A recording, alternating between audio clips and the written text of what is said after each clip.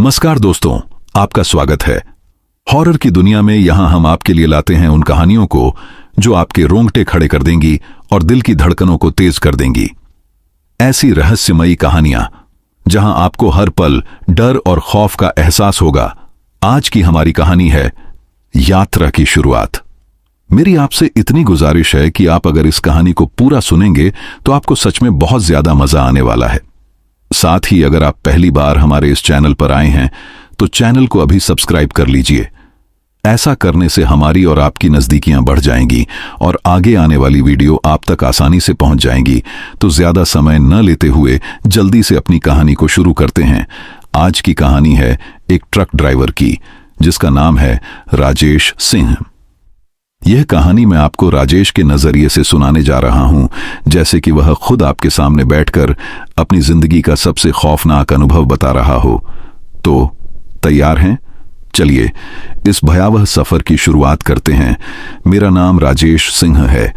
मैं राजस्थान के अलवर जिले के एक छोटे से गांव मालाखेड़ा से ताल्लुक रखता हूं। वहां की मिट्टी में मेरी जड़ें हैं और वहां की हवाओं में मेरी कहानियां। पिछले 15 सालों से मैं एक ट्रक ड्राइवर हूं। इस पेशे ने मुझे देश के हर कोने में पहुंचाया है। हिमाचल की बर्फीली चोटियों से लेकर तमिलनाडु की तपती सड़कों तक, पंजाब के हरे भरे खेतों से लेकर असम की बारिश भीगी घाटियों तक। मैंने हर तरह की सड़क देखी है, हर तरह का मौसम और हर तरह के लोग। लेकिन जो घटना मैं आज आपके साथ साझा करने जा रहा हूं, वो मेरी जिंदगी का वो पन्ना है जिसे मैं चाहकर भी नहीं भूल सकता। उस रात की याद आज भी मेरे रोंगटे खड़े कर देती है, मेरी सांसें थाम लेती हैं और मेरे दिल में एक अनजाना डर बैठा देती है। यह कहानी शुरू होती है जनवरी के पहले हफ्ते में, जब ठंड इतनी थी कि हड्डियां जैसे बर्फ में बदल रही थीं। सांस लेते वक्त हवा में भाप बनती थी और हर सांस के साथ एक ठंडी सिहरन शरीर में दौड़ जाती थी। मैं उस वक्त महाराष्ट्र के नागपुर में था। मेरे ट्रक में सीमेंट का भारी भरकम माल लदा था, जो मुझे कोलकाता की एक कंस्ट्रक्शन साइट पर डिलीवर करना था। यह कोई नया काम नहीं था। मैंने ऐसे सैकड़ों सफर किए थे, लेकिन इस बार कुछ अलग था। मेरे साथ था मेरा नया खलासी आशीष, 22-23 साल का एक जवान लड़का, जोश से भरा हुआ, जिसके लिए हर चीज नई थी। यह उसका पहला लंबा सफर था और उसकी आंखों में वो चमक थी जो नए नए इस पेशे में आने वालों में दिखती है। वो हर समय कुछ न कुछ बोलता रहता था, कभी चाय की बात, कभी सिगरेट की और कभी सड़क पर गुजरते किसी गांव की कहानी। उसका जोश मुझे अच्छा लगता था, लेकिन मैं जानता था कि इस पेशे में जोश से ज्यादा जरूरी है धैर्य और सावधानी। उस दिन सुबह करीब 7:30 बजे थे। हमने नागपुर की एक पुरानी सीमेंट फैक्ट्री से माल लदा था। ट्रक की जांच हो चुकी थी। टायर, इंजन, ब्रेक, सब कुछ ठीक था। दस्तावेज पूरे थे और रास्ते का नक्शा मेरे दिमाग में बसता था। हमारी योजना थी कि अगली रात तक हम झारखंड की सीमा तक पहुंच जाएंगे। मौसम में कुहासा था, ऐसा कुहासा जो सुबह की हवा को और भारी बना देता था। सूरज की हल्की हल्की किरणें उस कुहासे को चीरने की कोशिश कर रही थीं, लेकिन वो पूरी तरह कामयाब नहीं हो पा रही थीं। सड़क पर हल्का हल्का धुंधला सा माहौल था, जैसे कोई अदृश्य पर्दा हवा में लटक रहा हो। मैंने ट्रक का इंजन स्टार्ट किया और उसकी गड़गड़ाहट ने सुबह की खामोशी को तोड़ दिया। उस्ताद, यह सफर कितना लंबा है? आशीष ने अपनी सीट पर बैठते हुए पूछा। उसकी आवाज में उत्साह और जिज्ञासा दोनों थीं। मैंने हल्के से मुस्कुराते हुए कहा, लंबा है बेटा, लेकिन अगर तू नींद को काबू में रखेगा और मेरी बात मानेगा तो मजा आएगा। उसने हंसते हुए कहा, उस्ताद आप सिखाइए, मैं तो तैयार हूं। बस रास्ते में कहीं अच्छी चाय मिल जाए तो क्या बात हो। मैंने उसकी बात पर हल्का सा ठहाका लगाया और ट्रक को गियर में डाला। ट्रक धीरे धीरे नागपुर की सड़कों से निकलकर हाईवे की ओर बढ़ने लगा। हाईवे पर सुबह की हलचल थी, कुछ गाड़ियां, कुछ लोग और सड़क किनारे छोटी छोटी दुकानें, जहां चाय की भाप और पराठों की खुशबू हवा में तैर रही थी। लेकिन जैसे जैसे हम शहर से दूर होते गए, माहौल बदलने लगा। सड़कें खुली थीं, लेकिन हवा में एक अजीब सी ठंडक थी। आशीष ने रेडियो ऑन किया और पुराने हिंदी गानों की आवाज ट्रक के केबिन में गूंजने लगी। यह गाना तो मेरे गांव में भी बजता था उस्ताद, आशीष ने उत्साह से कहा। मैंने सिर्फ सिर हिलाया, मेरा ध्यान सड़क पर था। हम भंडारा की ओर बढ़ रहे थे। सड़क के दोनों ओर खेत और छोटे छोटे गांव दिख रहे थे। कुछ जगहों पर बच्चे स्कूल की वर्दी में साइकिल चलाते दिखे और कुछ जगहों पर बैलगाड़ियां धीमे धीमे चल रही थीं। आशीष की नजर हर चीज पर थी। उस्ताद, यह गांव कितना शांत है, ऐसा लगता है जैसे यहां समय रुक गया हो, उसने कहा। मैंने जवाब दिया, शहर से दूर गांवों में ऐसा ही होता है, लेकिन रात होने दो, यही शांति डरावनी लगने लगती है। मेरी बात सुनकर आशीष ने हल्के से हंसा, लेकिन उसकी हंसी में एक हल्की सी हिचक थी, जैसे मेरी बात ने उसके मन में कुछ सवाल उठा दिए हों। दोपहर तक हम गोंदिया के पास पहुंच चुके थे। सड़क अब और शांत हो गई थी। ट्रैफिक कम था और मोबाइल का नेटवर्क बार बार गायब होने लगा था। उस्ताद, यह नेटवर्क भी ना, जंगल में तो बिल्कुल काम नहीं करता, आशीष ने फोन को हिलाते हुए शिकायत की। मैंने कहा, अब तेरा फोन छोड़, सड़क पर ध्यान दे।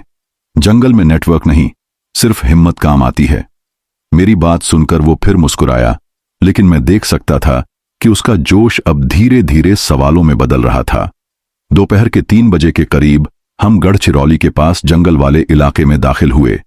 यहां सड़कें संकरी थीं और दोनों ओर ऊंचे ऊंचे पेड़ों की कतारें थीं, जिनकी शाखाएं आसमान को ढक रही थीं। सूरज की रोशनी अब तकरीबन गायब थी और कुहासा और गहरा हो गया था। ट्रक की हेडलाइट्स ऑन थीं, लेकिन उनकी रोशनी जंगल की घनी छाया में खो सी रही थी। आशीष अब कम बोल रहा था। उसकी नजरें बार बार खिड़की के बाहर जा रही थीं, जैसे वो कुछ ढूंढ रहा हो। क्या देख रहा है? मैंने पूछा। कुछ नहीं उस्ताद, बस ये जंगल थोड़ा अजीब सा लग रहा है, उसने जवाब दिया। मैंने कुछ नहीं कहा, लेकिन मेरे मन में भी एक हल्की सी बेचैनी जाग रही थी। शाम के 7 बजे तक हम छत्तीसगढ़ की सीमा के करीब पहुंच चुके थे। सूरज अब पूरी तरह ढल चुका था और कुहासा इतना घना हो गया था कि सड़क पर कुछ ही मीटर आगे तक दिखाई दे रहा था। मैंने ट्रक की स्पीड और कम कर दी। तभी सामने से एक ट्रक की हेडलाइट्स की चमक दिखी। उसकी रोशनी इतनी तेज थी कि कुछ पल के लिए मेरी आंखें चौंधिया गईं। वह ट्रक धीरे धीरे पास आया और सड़क के किनारे रुक गया। क्या हुआ उस्ताद? आशीष ने पूछा। उसकी आवाज में अब हल्का सा डर था। शायद कोई बात करनी है, मैंने कहा और ट्रक रोक दिया। मैं ट्रक से उतरा। सामने वाला ट्रक पुराना सा था। उसका रंग उड़ा हुआ, लेकिन उसकी नंबर प्लेट साफ दिख रही थी, झारखंड की। खिड़की से एक आदमी ने सिर निकाला। उसकी उम्र 40-45 के बीच रही होगी। माथे पर गमछा बंधा था, मूंछें मोटी थीं और उसकी आंखें इतनी ढंसी हुई थीं कि उनमें से कुछ खालीपन सा झलक रहा था। कहां जा रहे हो भाई? उसने पूछा। उसकी आवाज में एक अजीब सी शांति थी। कोलकाता, सीमेंट लेकर, मैंने जवाब दिया। वह कुछ देर चुप रहा, जैसे कुछ सोच रहा हो। फिर बोला, आगे 5 किलोमीटर बाद भारी जाम है। 2 दिन से गाड़ियां हिली नहीं, लेकिन अगर तुम चाहो तो एक रास्ता है। जंगल के बीच से शॉर्टकट निकलता है। सीधे बीजापुर की लिंक रोड पर पहुंच जाओगे। समय बचेगा और जाम से भी बच जाओगे। आशीष अब मेरे पास आ चुका था। उस्ताद, अगर रास्ता छोटा है तो क्यों ना आजमाएं? उसने उत्साह से कहा। मैंने उस ड्राइवर की आंखों में देखा। उसकी नजरें शांत थीं, लेकिन उनमें कुछ ऐसा था जो मुझे थोड़ा अटपटा लगा। तू खुद उधर से आया है? मैंने पूछा। हर बार उसी रास्ते से जाता हूं। 10 साल से इस रूट का पक्का ड्राइवर हूं, उसने जवाब दिया। उसकी आवाज में अब भी वही शांति थी। मैंने आशीष की तरफ देखा, जो सिर हिला रहा था, जैसे कह रहा हो कि यह ठीक है। कुछ पल सोचने के बाद मैंने फैसला लिया। ठीक है, तू आगे चल, हम पीछे आते हैं, मैंने कहा। वह हंसा, लेकिन उसकी हंसी में कुछ ठंडक थी। मेरा ट्रक खाली है, मैं यहीं रुकता हूं, बस इस मोड़ से दाहिनी तरफ मुड़ जाऊं। 4 किलोमीटर बाद एक कच्ची सड़क आएगी, वही शॉर्टकट है। मैंने ट्रक स्टार्ट किया और आगे बढ़ा। कुछ ही दूरी पर वह मोड़ आया। मैंने ट्रक को दाहिनी तरफ मोड़ दिया। जैसे ही हमने मोड़ लिया, गांव की आखिरी बस्ती पीछे छूट गई। अब हमारे सामने एक तंग वीरान रास्ता था। दोनों तरफ घने पेड़ और ऊपर आसमान जैसे गायब हो चुका था। सड़क पर कोई स्ट्रीट लाइट नहीं थी, न ही बिजली के खंभे। मोबाइल में नेटवर्क अब पूरी तरह गायब हो चुका था। उस्ताद, हमने सही किया ना? आशीष ने धीमे से पूछा। उसकी आवाज में अब उत्साह कम और सवाल ज्यादा थे। मैंने गहरी सांस ली और कहा, पता नहीं बेटा, अब तो बस उम्मीद ही है। रास्ता और संकरा होता जा रहा था। ट्रक की हेडलाइट्स की रोशनी पेड़ों की छाया में डूब रही थी। हवा में एक अजीब सी सनसनाहट थी, जैसे कोई फुसफुसा रहा हो। आशीष अब और चुप हो गया था। उसकी नजरें खिड़की के बाहर थीं, लेकिन अब वह कुछ बोल नहीं रहा था। मैंने रेडियो बंद कर दिया। अब सिर्फ ट्रक के इंजन की गड़गड़ाहट और बाहर की खामोशी थी। जंगल जैसे हमें निगल रहा था और मेरे मन में एक अनजाना डर धीरे धीरे जाग रहा था। क्या यह शॉर्टकट हमें मंजिल तक ले जाएगा या फिर कहीं और? यह सवाल मेरे दिमाग में बार बार उठ रहा था और हर बार जवाब के बजाय सिर्फ सन्नाटा मिल रहा था। मैं राजेश सिंह, राजस्थान के मालाखेड़ा गांव का एक ट्रक ड्राइवर। 15 सालों से सड़कों पर गाड़ी चलाते हुए मैंने हर तरह का मौसम, हर तरह की सड़क और हर तरह की कहानी देखी है। लेकिन उस जनवरी की ठंडी सुबह जब मैंने नागपुर से कोलकाता के लिए ट्रक चलाया, मुझे नहीं पता था कि यह सफर मेरी जिंदगी का सबसे खौफनाक अनुभव बनने वाला है। मेरे साथ था मेरा नया खलासी आशीष, 22-23 साल का एक जोशीला लड़का, जिसके लिए यह पहला लंबा सफर था। उसका उत्साह मुझे हंसाता था, लेकिन उस दिन जैसे जैसे हम हाईवे से आगे बढ़े, कुछ ऐसा होने वाला था जो हमारे जोश को डर में बदल देगा। सुबह 7-10 बजे हमने नागपुर से ट्रक रवाना किया था। सीमेंट का भारी भरकम माल लादा था जो कोलकाता की एक कंस्ट्रक्शन साइट पर पहुंचाना था। ट्रक की जांच हो चुकी थी, टायर, इंजन, ब्रेक सब ठीक, दस्तावेज पूरे थे और मेरा अनुभव मुझे भरोसा दे रहा था कि यह सफर सामान्य होगा। लेकिन हवा में कुछ अलग था। कुहासा इतना घना था कि सड़क पर कुछ मीटर आगे तक ही दिखाई दे रहा था। सूरज की किरणें कोहरे को चीरने की कोशिश में थीं, लेकिन कमजोर पड़ रही थीं। ट्रक का इंजन गड़गड़ाया और हम हाईवे पर बढ़ चले। आशीष मेरे बगल में बैठा था। उसकी आंखों में नई नौकरी का उत्साह झलक रहा था। उस्ताद, यह हाईवे कितना खुला है, जैसे सड़क हमें बुला रही हो, उसने खिड़की से बाहर झांकते हुए कहा। मैंने हल्के से मुस्कुराया। खुला तो है, लेकिन रास्ता हमेशा ऐसा नहीं रहता। जंगल में पहुंचने दो, तब देखना। मेरी बात सुनकर उसने हंसी में टाल दिया। उस्ताद, आप भी ना डराने की बात करते हैं। लेकिन मेरे मन में एक हल्की बेचैनी थी। मैंने ड्राइवरों के बीच गढ़चिरौली के जंगल के रास्तों की अजीब कहानियां सुनी थीं। रात में गायब होने वाली गाड़ियां, अनजान लोग जो रास्ता बताकर गायब हो जाते। मैंने इन्हें अफवाह माना था, लेकिन आज की सुबह में कुछ ऐसा था जो मुझे बार बार सोचने पर मजबूर कर रहा था। हम भंडारा की ओर बढ़ रहे थे। सड़क के दोनों ओर हरे भरे खेत थे, जहां ओस की बूंदें धूप में चमक रही थीं। कहीं कहीं बैलगाड़ियां धीमे चल रही थीं और कुछ बच्चे स्कूल की वर्दी में साइकिल चलाते दिखे। आशीष का ध्यान हर चीज पर था। उस्ताद, यह गांव मेरे गांव जैसा है। सुबह सुबह ऐसी ही रौनक होती है, उसने कहा। मैंने सिर हिलाया। गांव की सुबह में सुकून होता है, लेकिन रात का सन्नाटा दूसरी कहानी कहता है। मेरी बात सुनकर आशीष ने हल्का हंसा, लेकिन उसकी हंसी में अब वो पहले वाला जोश कम था। दोपहर तक हम गोंदिया पहुंच चुके थे। सड़क अब और खाली हो गई थी। ट्रैफिक कम था और मोबाइल का नेटवर्क बार बार गायब होने लगा था। उस्ताद, यह नेटवर्क भी ना जंगल में तो बिल्कुल बेकार, आशीष ने फोन हिलाते हुए शिकायत की। मैंने जवाब दिया, फोन छोड़, सड़क पर ध्यान दे। जंगल में नेटवर्क नहीं, हिम्मत काम आती है। वो मुस्कुराया, लेकिन मैं देख सकता था कि उसका उत्साह धीरे धीरे सवालों में बदल रहा था। ट्रक का रेडियो चल रहा था और पुराने हिंदी गानों की आवाज केबिन में गूंज रही थी। यह गाना मेरे दादाजी को बहुत पसंद था, आशीष ने कहा और रेडियो की आवाज बढ़ा दी। मैंने कुछ नहीं कहा। मेरा ध्यान सड़क पर था। दोपहर 3 बजे के करीब हम गढ़चिरौली के जंगल वाले इलाके में दाखिल हुए। सड़कें अब संकरी थीं और दोनों ओर ऊंचे ऊंचे पेड़ों की कतारें थीं। उनकी शाखाएं इतनी घनी थीं कि सूरज की रोशनी तकरीबन गायब थी। कुहासा और गहरा हो गया था और हवा में एक ठंडी सिहरन थी। ट्रक की हेडलाइट्स ऑन थीं, लेकिन उनकी रोशनी जंगल की छाया में खो रही थी। आशीष अब कम बोल रहा था। उसकी नजरें बार बार खिड़की के बाहर थीं, जैसे कुछ ढूंढ रहा हो। क्या देख रहा है? मैंने पूछा। कुछ नहीं उस्ताद, बस ये जंगल थोड़ा अजीब सा लग रहा है, उसने जवाब दिया।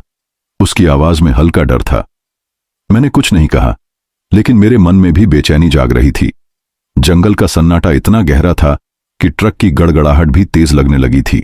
पेड़ों की छाया में कुछ ऐसा था जो सामान्य नहीं लग रहा था। हवा में एक सनसनाहट थी, जैसे कोई फुसफुसा रहा हो। मैंने स्टीयरिंग को और कसकर पकड़ा। आशीष ने रेडियो की आवाज कम की और कहा, उस्ताद, यह जगह कुछ ठीक नहीं लग रही। इतना सन्नाटा क्यों है? मैंने जवाब दिया, जंगल में सन्नाटा आम बात है, लेकिन तू सावधान रह। अगर कुछ अजीब लगे तो तुरंत बताना। उसने सिर हिलाया, लेकिन उसकी आंखों में अब उत्साह की जगह कुछ और था। ऐश सिस्टम, शायद संदेह। मैंने कहा, जंगल में सन्नाटा आम बात है, लेकिन तू सावधान रह। अगर कुछ अजीब लगे तो तुरंत बताना। आशीष ने सिर हिलाया, लेकिन उसकी आंखों में अब उत्साह की जगह कुछ और था, शायद संदेह।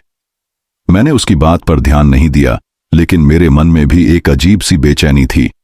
सड़क अब और संकरी हो रही थी और पेड़ों की छाया में कुछ ऐसा था जो सामान्य नहीं लग रहा था। शाम के करीब 7 बजे हम छत्तीसगढ़ की सीमा के पास पहुंचे।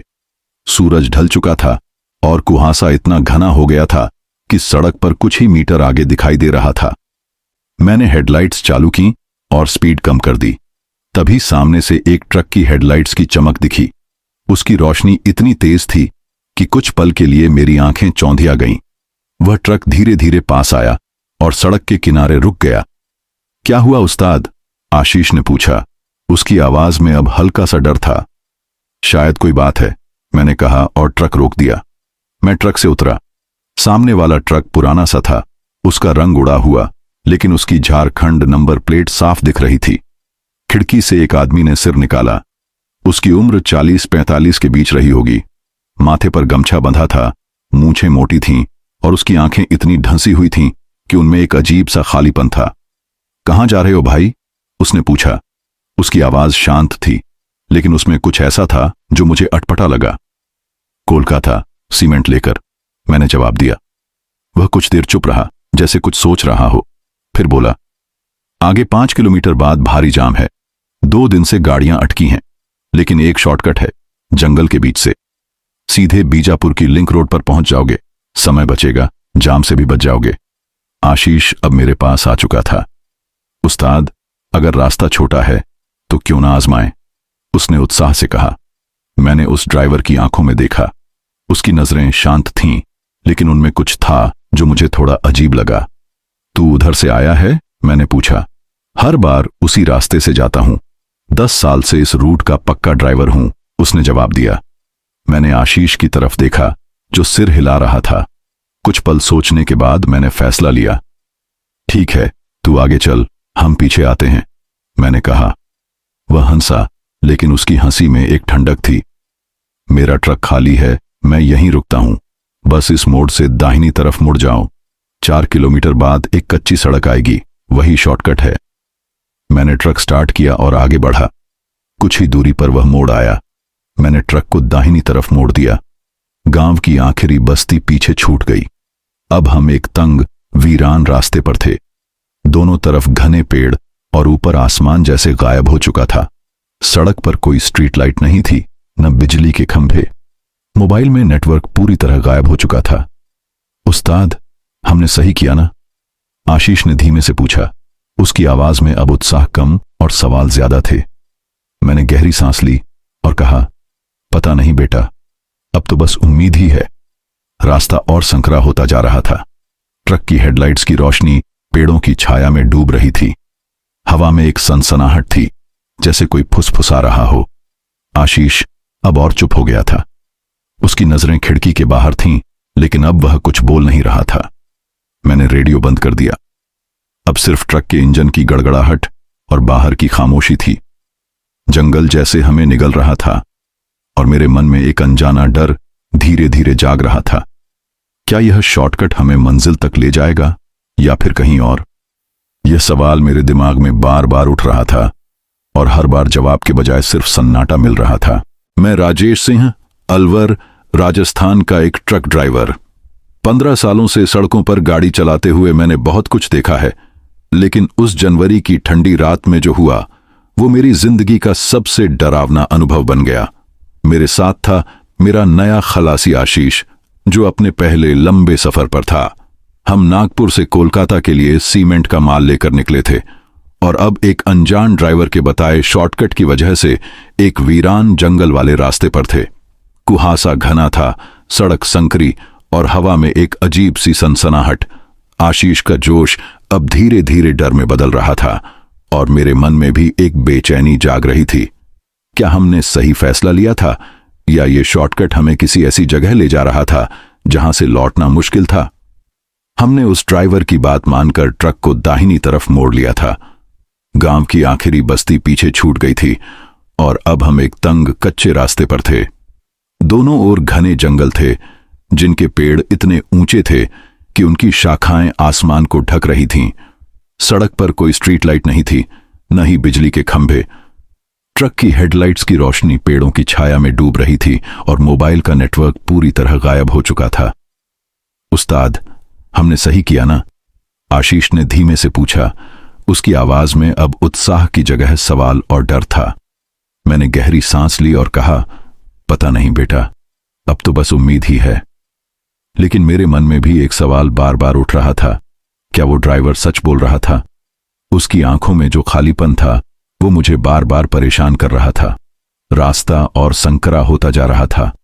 टायर कच्ची मिट्टी को चीर रहे थे और ट्रक हल्का हल्का हिल रहा था। हवा में एक ठंडी सिहरन थी और जंगल का सन्नाटा इतना गहरा था कि ट्रक की गड़गड़ाहट भी उसमें खो सी रही थी। आशीष अब चुप था। उसकी नजरें खिड़की के बाहर थीं, लेकिन वो कुछ बोल नहीं रहा था। मैंने रेडियो बंद कर दिया था क्योंकि उसकी आवाज अब मुझे खल रही थी। अब सिर्फ इंजन की आवाज और बाहर की खामोशी थी। जंगल जैसे हमें देख रहा था, जैसे हर पेड़ की छाया में कोई साया छुपा हो। आधा घंटा बीत चुका था और हम उस मोड़ से काफी आगे निकल आए थे। रास्ता अब और उबड़ खाबड़ हो गया था। टायरों के नीचे मिट्टी चिपचिपी थी, जैसे बारिश के बाद का गीला कीचड़। मैंने ट्रक की स्पीड और कम कर दी क्योंकि सड़क पर अब पत्थर और गड्ढे बढ़ रहे थे।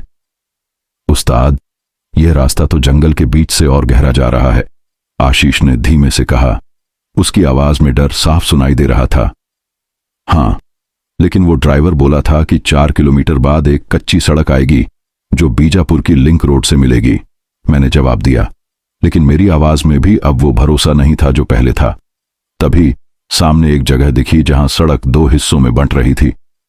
एक रास्ता पक्का था, लेकिन टेढ़ा मेढ़ा और पेड़ों से घिरा हुआ। दूसरा रास्ता कच्चा था, मिट्टी और कीचड़ से भरा, जो और गहरे जंगल की ओर जाता दिख रहा था। मैंने ट्रक धीमा किया और आशीष की तरफ देखा। अब क्या करें? उसने पूछा। उसकी आंखों में अब साफ डर था। मैंने कहा, रुक, देखता हूं। मैंने ट्रक रोका और हेडलाइट्स को हाई बीम पर किया, लेकिन कोहरा इतना घना था कि रोशनी कुछ ही दूरी तक जा रही थी। तभी कच्चे रास्ते के किनारे एक आकृति दिखी। एक बूढ़ा आदमी धोती कुर्ता पहने, हाथ में लाठी लिए खड़ा था। उसका चेहरा कोहरे में ठीक से दिख नहीं रहा था, लेकिन उसकी आंखें बंद थीं, जैसे वो सो रहा हो। मैंने खिड़की से सिर निकाला और पूछा, बाबा, कोलकाता वाली रोड किधर है? उसने बिना कुछ बोले अपनी लाठी से कच्चे रास्ते की ओर इशारा किया। मैंने फिर पूछा, पक्का रास्ता ठीक रहेगा या यह कच्चा? उसने फिर कोई जवाब नहीं दिया, बस सिर हिलाकर उसी कच्चे रास्ते की ओर इशारा किया। उसकी खामोशी मुझे अजीब लगी, लेकिन समय बचाने की जल्दी में मैंने ज्यादा नहीं सोचा। ठीक है बाबा, धन्यवाद, मैंने कहा और ट्रक को कच्चे रास्ते पर मोड़ दिया। जैसे ही हमने कच्चा रास्ता लिया, माहौल और भारी हो गया। सड़क इतनी उबड़ खाबड़ थी कि ट्रक बार बार हिल रहा था। कीचड़ टायरों से चिपक रहा था और ट्रक को चलाना मुश्किल हो रहा था। आशीष ने धीमे से कहा, उस्ताद, ये बूढ़ा कुछ ठीक नहीं लगा। उसने एक शब्द भी नहीं बोला। मैंने जवाब दिया, जंगल में लोग कम बोलते हैं, शायद उसे जल्दी थी। लेकिन मेरे मन में भी एक शक जाग रहा था। उस बूढ़े की आंखें बंद थीं, फिर भी उसने इतने यकीन से रास्ता बताया। क्या वो सचमुच इंसान था या कुछ और? रास्ता अब और गहरा जंगल में जा रहा था। पेड़ों की शाखाएं सड़क पर झुक रही थीं, जैसे हमें रोकना चाहती हों। हवा में एक अजीब सी गंध थी, जैसे सड़ी हुई लकड़ी या कुछ जला हुआ। मैंने हेडलाइट्स को और तेज किया, लेकिन रोशनी कोहरे में खो रही थी। आशीष अब पूरी तरह चुप था। उसकी सांसें तेज थीं और वो बार बार खिड़की से बाहर देख रहा था। उस्ताद, ये रास्ता मुझे ठीक नहीं लग रहा, उसने फुसफुसाते हुए कहा। अब पीछे मुड़ना मुश्किल है, मैंने कहा। जो चुना उसे पूरा करना पड़ेगा। लेकिन मेरी बात में वो भरोसा नहीं था जो मैं आशीष को देना चाहता था। कुछ मिनट बाद सड़क पर एक अजीब सी चीज दिखी। एक पुराना टूटा हुआ साइन बोर्ड जिस पर कुछ लिखा था, लेकिन कोहरे और धूल की वजह से पढ़ा नहीं जा रहा था। मैंने ट्रक रोका और आशीष से कहा, टॉर्च लेकर देख, क्या लिखा है। उसने टॉर्च जलाई और बोर्ड की तरफ गया। उस्ताद, कुछ साफ नहीं दिख रहा, शायद पुराना है, उसने कहा। मैंने कहा, कोशिश कर, पहुंच कर देख। उसने बोर्ड को साफ किया और उसकी आवाज कांपने लगी। उस्ताद, यह लिखा है, घरिया घाट जंगल क्षेत्र, चेतावनी, रात में प्रवेश न करें। मेरे दिल में एक ठंडी सिहरन दौड़ गई। क्या? मैंने कहा और खुद उतरकर बोर्ड देखा। वो सही था, बोर्ड पुराना था लेकिन चेतावनी साफ थी। उस्ताद, हमें वापस जाना चाहिए, आशीष ने घबराते हुए कहा। मैंने उसकी तरफ देखा। उसकी आंखों में डर था और मेरे मन में भी अब शक यकीन में बदल रहा था। लेकिन वापस जाना आसान नहीं था। सड़क इतनी संकरी थी कि ट्रक मोड़ना मुश्किल था और कोहरा इतना घना कि पीछे का रास्ता भी दिख नहीं रहा था। आशीष, शांत रह, मैंने कहा। हम आगे बढ़ते हैं, अगर यह शॉर्टकट है तो जल्दी ही लिंक रोड मिलेगी। लेकिन मेरी बात सुनकर भी आशीष का चेहरा पीला पड़ गया। हमने ट्रक फिर से स्टार्ट किया और आगे बढ़े, लेकिन अब हर कदम पर जंगल और भारी होता जा रहा था। हवा में वो सनसनाहट अब और तेज थी, जैसे कोई हमारे पीछे चल रहा हो। पेड़ों की शाखाएं सड़क पर और नीचे झुक रही थीं और कुछ जगहों पर तो वो ट्रक को छू रही थीं। आशीष ने धीमे से कहा, उस्ताद, मुझे लगता है कोई हमें देख रहा है। मैंने उसकी बात को हल्के में लिया। जंगल में ऐसा लगता है, तू डर मत, मेरे पास हनुमान जी की मूर्ति है। लेकिन मेरे शब्दों में वो ताकत नहीं थी जो मैं दिखाना चाहता था। तभी दूर से एक और आकृति दिखी। वही बूढ़ा, वही धोती कुर्ता, वही लाठी, लेकिन इस बार उसका चेहरा और गंदा लग रहा था, जैसे उसने मिट्टी में लोट लिया हो। उसकी आंखें फिर से बंद थीं।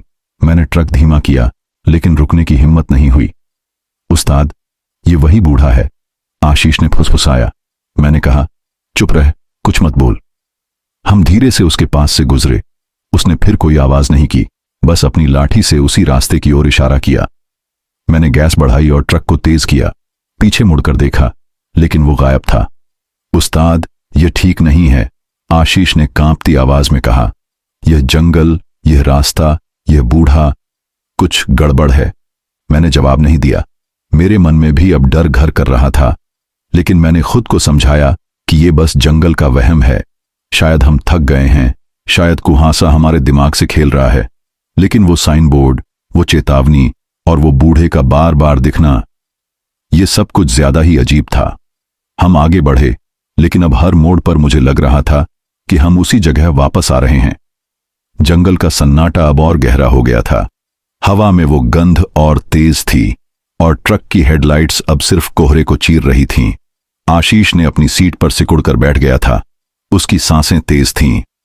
उस्ताद, हमें यह रास्ता छोड़ देना चाहिए, उसने कहा। मैंने जवाब दिया, अब पीछे मुड़ना मुश्किल है, जो है उसे देखते हैं। लेकिन मेरे शब्दों में अब वो यकीन नहीं था जो एक उस्ताद को होना चाहिए। कच्चा रास्ता अब और उबड़ खाबड़ हो गया था। ट्रक हर कदम पर हिल रहा था, जैसे किसी टूटी पगडंडी पर चल रहा हो। टायर चिपचिपी मिट्टी में फंस रहे थे और केबिन में एक अजीब सी कंपन महसूस हो रही थी। आशीष अब पूरी तरह चुप था। उसकी नजरें खिड़की के बाहर जंगल की घनी छाया में खोई थीं। उस्ताद, अगर यह शॉर्टकट है तो इसे ठीक क्यों नहीं किया? उसने फुसफुसाते हुए पूछा। उसकी आवाज में डर साफ झलक रहा था। शॉर्टकट का मतलब ही है कम लोग आते हैं। जंगल में सड़कें ऐसी ही होती हैं, मैंने जवाब दिया। लेकिन मेरी आवाज में भी अब वो भरोसा नहीं था। मेरे मन में एक अजीब सी बेचैनी जाग रही थी, जैसे जंगल हमें निगलने की तैयारी कर रहा हो। 15-20 मिनट और बीते। सड़क अब एक चढ़ाई पर थी, जहां पेड़ इतने घने थे कि उनकी शाखाएं सड़क को छू रही थीं। कोहरा इतना गहरा था कि हेडलाइट्स की रोशनी कुछ मीटर से ज्यादा नहीं जा रही थी। मैंने हाई बीम चालू किया, लेकिन वो भी बेकार था। तभी ट्रक की स्पीड अचानक कम होने लगी, जैसे कोई पीछे से खींच रहा हो। मैंने गैस दबाई, लेकिन ट्रक भारी लग रहा था, जैसे टायरों में कोई बोझ लटक गया हो। क्या हो रहा है उस्ताद? आशीष ने घबराते हुए पूछा। उसकी आंखें चौड़ी थीं। पता नहीं, रुक, देखता हूं, मैंने कहा, लेकिन मेरे मन में डर की एक लहर दौड़ रही थी। मैंने ट्रक रोका। आशीष ने टॉर्च पकड़ी और बाहर उतर गया। टायर में पंक्चर नहीं है उस्ताद, लेकिन मिट्टी बहुत चिपचिपी है, ट्रक ढंस रहा है, उसने कहा। मैं भी उतरा और टॉर्च की रोशनी में मिट्टी को देखा। वो काली थी, गीली, और उसमें एक अजीब सी गंध थी, जैसे कुछ सड़ रहा हो। तभी झाड़ियों से एक सरसराहट की आवाज आई। आशीष ने टॉर्च उस तरफ की, लेकिन वहां कुछ नहीं था।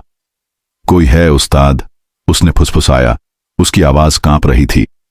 टॉर्च बंद कर, वापस ट्रक में चल, मैंने सख्ती से कहा, लेकिन मेरे अपने हाथ ठंडे पड़ रहे थे। हम ट्रक में लौटे। मैंने इंजन स्टार्ट करने की कोशिश की, लेकिन चाबी घुमाने पर सिर्फ एक खटका हुआ, फिर सन्नाटा। दूसरी बार कोशिश की, फिर वही। तीसरी बार में एक तेज धमाका हुआ, जैसे कोई पत्थर छत पर गिरा हो। आशीष ने चौंक कर छत की तरफ देखा। उस्ताद, ऊपर कोई है? मैंने खिड़की से बाहर देखा, लेकिन सिर्फ स्थिर शाखाएं दिखीं। कोई नहीं है, शांत रह, मैंने कहा, लेकिन मेरी आवाज में डर साफ था। मैंने फिर इंजन स्टार्ट किया और इस बार वो चालू हो गया। मैंने गियर डाला और ट्रक को आगे बढ़ाया। हम चुप थे, सिर्फ इंजन की आवाज और बाहर का सन्नाटा था। हवा में अब वो सनसनाहट और तेज हो गई थी, जैसे कोई हमारे साथ साथ चल रहा हो। आशीष की सांसें तेज थीं और वो बार बार खिड़की से बाहर देख रहा था। उस्ताद, मुझे कुछ ठीक नहीं लग रहा, उसने धीमे से कहा। बस थोड़ा और, लिंक रोड मिल जाएगी, मैंने जवाब दिया, लेकिन मेरे शब्द खोखले थे। सड़क अब और अंधेरी हो रही थी और कोहरा इतना घना था कि हेडलाइट्स की रोशनी उसमें डूब रही थी। कुछ किलोमीटर बाद एक पुराना साइन बोर्ड दिखा। वो इतना धूल भरा था कि कुछ पढ़ा नहीं जा रहा था। मैंने ट्रक रोका। आशीष, टॉर्च लेकर देख, क्या लिखा है, मैंने कहा। वो उतरा और बोर्ड के पास गया। उसने धूल पोंछी और उसकी आवाज कांप गई। उस्ताद, लिखा है, गरिया घाट जंगल क्षेत्र, चेतावनी, रात में प्रवेश न करें। मेरे दिल में ठंडक सी दौड़ गई। क्या? मैंने कहा और खुद उतर कर देखा।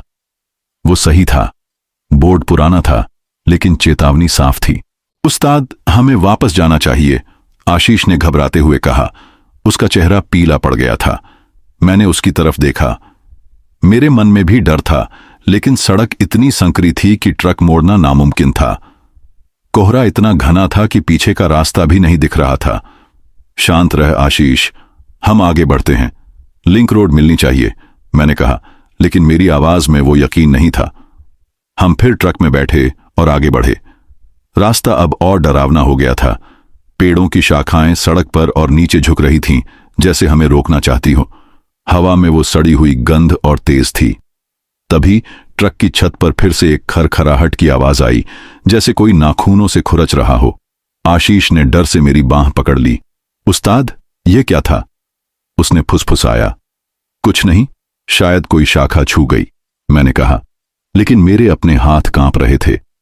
मैंने हनुमान जी की मूर्ति को छुआ, जो मेरे डैशबोर्ड पर रखी थी। बजरंग बली की जय, मैंने मन ही मन कहा और ट्रक को तेज किया। कुछ मिनट बाद दूर से फिर वही बूढ़ा दिखा। वही धोती कुर्ता, वही लाठी, लेकिन इस बार उसका चेहरा और गंदा था, जैसे मिट्टी में लोटा हो। उसकी आंखें फिर बंद थीं। मैंने ट्रक धीमा किया, लेकिन रुकने की हिम्मत नहीं हुई। उस्ताद, ये वही है, आशीष ने कांपती आवाज में कहा। चुप रह, कुछ मत बोल, मैंने सख्ती से कहा। हम धीरे से उसके पास से गुजरे। उसने फिर कोई आवाज नहीं की, बस लाठी से उसी रास्ते की ओर इशारा किया। मैंने गैस बढ़ाई और पीछे मुड़कर देखा। वो गायब था। उस्ताद, ये जंगल ठीक नहीं है, आशीष ने कांपते हुए कहा। ये बूढ़ा, ये रास्ता, कुछ गड़बड़ है। मैंने जवाब नहीं दिया। मेरे मन में भी अब डर घर कर रहा था। हवा में वो सनसनाहट अब और तेज थी, जैसे कोई फुसफुसा रहा हो। ट्रक की हेडलाइट्स में कुछ छायाएं सी दिख रही थीं, लेकिन जब मैं ध्यान से देखता तो कुछ नहीं होता। आशीष, हनुमान चालीसा पढ़, मैंने कहा। उसने कांपते हाथों से चालीसा शुरू की, लेकिन उसकी आवाज बार बार टूट रही थी। हम आगे बढ़े, लेकिन हर मोड़ पर मुझे लग रहा था कि हम उसी जगह वापस आ रहे हैं। साइन बोर्ड फिर से दिखा, वही चेतावनी के साथ। उस्ताद, हम चक्कर काट रहे हैं, आशीष ने चिल्लाकर कहा। मैंने ट्रक रोका। मेरी सांसें तेज थीं। मैंने हनुमान जी की मूर्ति को फिर छुआ और कहा, आशीष, डर मत, सुबह तक रुकते हैं, कुछ तो रास्ता मिलेगा। लेकिन मेरे शब्दों में अब कोई ताकत नहीं थी। जंगल का सन्नाटा हमें निगल रहा था, और वो बूढ़ा, वो खरखराहट, वो साए, सब कुछ जैसे हमें चेतावनी दे रहे थे कि हम किसी ऐसी जगह फंस चुके हैं जहां से निकलना आसान नहीं था। ट्रक की छत पर खरखराहट की आवाज अभी भी मेरे कानों में गूंज रही थी। आशीष की सांसें तेज थीं और उसका चेहरा पीला पड़ चुका था। जंगल का सन्नाटा इतना गहरा था कि इंजन की गड़गड़ाहट भी उसमें डूब रही थी। हवा में वो सड़ी हुई गंध और तेज हो गई थी, और कोहरा इतना घना था कि हेडलाइट्स की रोशनी कुछ फीट से ज्यादा नहीं जा रही थी। उस्ताद, हम चक्कर काट रहे हैं, आशीष ने कांपती आवाज में चिल्लाया। मैंने ट्रक रोका। मेरी सांसें भी तेज थीं। हनुमान जी की मूर्ति को छूकर मैंने मन ही मन प्रार्थना की, बजरंग बली, हमें इस मुसीबत से निकालो। लेकिन मेरे शब्द खोखले लग रहे थे। उस पुराने साइन बोर्ड की चेतावनी मेरे दिमाग में बार बार गूंज रही थी। गरिया घाट, जंगल क्षेत्र, चेतावनी, रात में प्रवेश न करें। हमने उस बूढ़े की बात मानकर यह कच्चा रास्ता चुना था, लेकिन अब हर मोड़ पर वही बोर्ड, वही पेड़ और वही सन्नाटा दिख रहा था। उस्ताद, ये जगह ठीक नहीं है, आशीष ने फुसफुसाया।